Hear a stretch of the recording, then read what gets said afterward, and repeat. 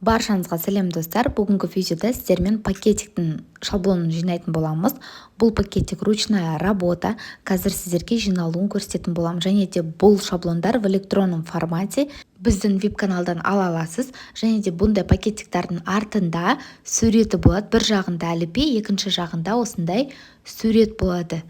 Міне өзіңіздің қалаған суретіңізді немесе суреттің орнына сіз тілек сөз жазсаңыз да болады. Суретті қоймай, тек қана тілек сөз.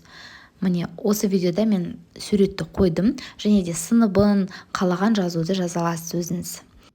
Міне мен в электронном формате уже шығарып қойдым. Қандай қағазға шығардым? Фотобумага глянцевая, менде двухсторонняя глянцевая, но односторонняя глянцевая фотобумагаға шығара берсеңіздер де болады. Бізге главное сыртқы жағы жылтырап тұру керек.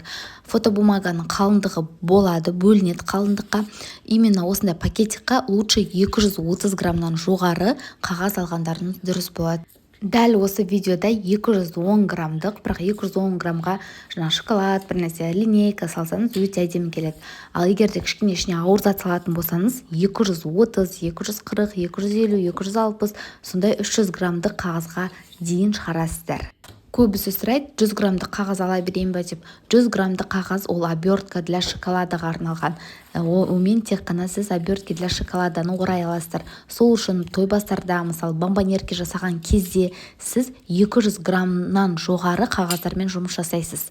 Ал 200 граммнан төмен қағаздар, олар сіз уже обертки для шоколада, этикетке сондайларға арналған. Сол үшін тойбастарда 210, 220, 230 граммдық қағаздармен сіз күлке жасайсыз.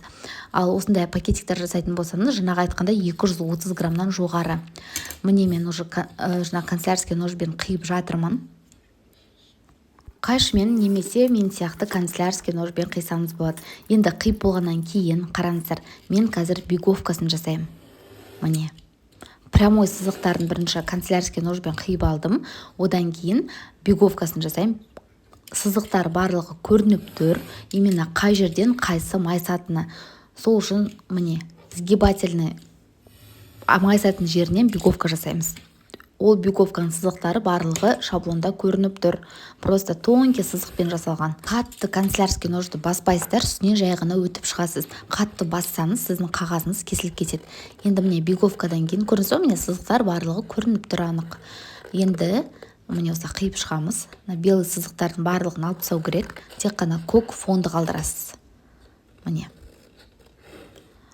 Төбесіндегі домалақ белый болып тұрғанда оны тиіспеңіздер пока что.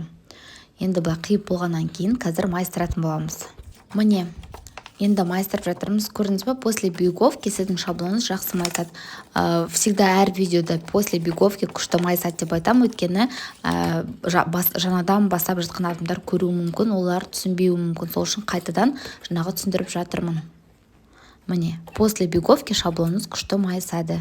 Енді екінші листіде дәл солай біз қиып шығамыз.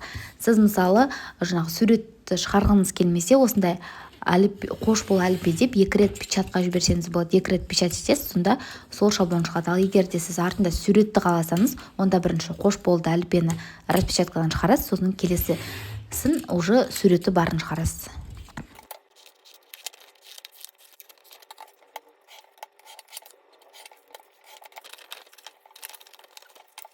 Міне біздің пакетикіміз уже почти дайын, тек қана жабыстыра салу қалды. Міне бір жағында әліпби, бір жағында сурет тұрады. Қазір двухсторонний скотчпен жабыстырам. Именно осы двухсторонний скотчты скрин жасап алыңыздар. Тура осындай, бірақ астында үлкен жазуы бар шыққан, олар ашылып кетеді. Сол үшін бірінші осындай міне Тиан деген жазуымен, тонкий жазуымен алыңыздар. Именно осыны скрин жасап алыңыздар. Міне шетіне двухсторонний скотчты жабыстырдым. Енді осылай міне слойын, белый слойын алып тастаймын да, онда жай ғана липкий слой қалады.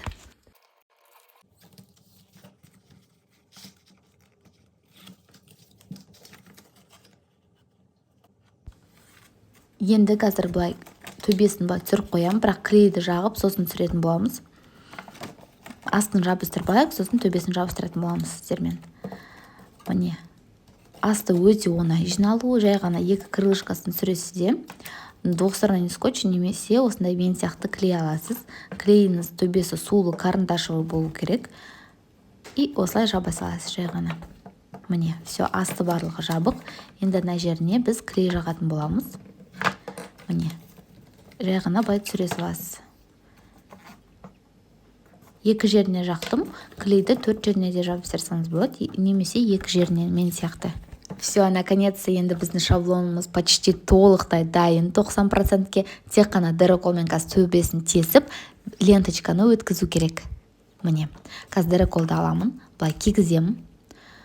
Былай кигізіп, сразу тесіп шығамын. Сразу 2 тесігін бір дегенде 2 тесік жасай саламыз. Дыроколды былай кигізе саласыз да, баса саласыз, болды. Сразу айтып кетейін, ленточканың сантиметрі 30 сантиметр, примерно на сызғыштың размерімен бірдей. Міне енді біздің шаблонымыз на 100% полностью дайын. Қараңыздар, барлығы идеально көрініп тұр. Суреттер, қыздың суреті, ұлдың түрі барлығы анық көрініп тұр. Мутный емес. Ана буквар дегеніміз де бар. Егер тойбастар жайында білгіңіз келсе, осындай шаблондарды жасағыңыз келсе, онда толық ақпарат осы комментарийдің астында жазылып тұр. Біздің каналда тағы да көптеген видеолар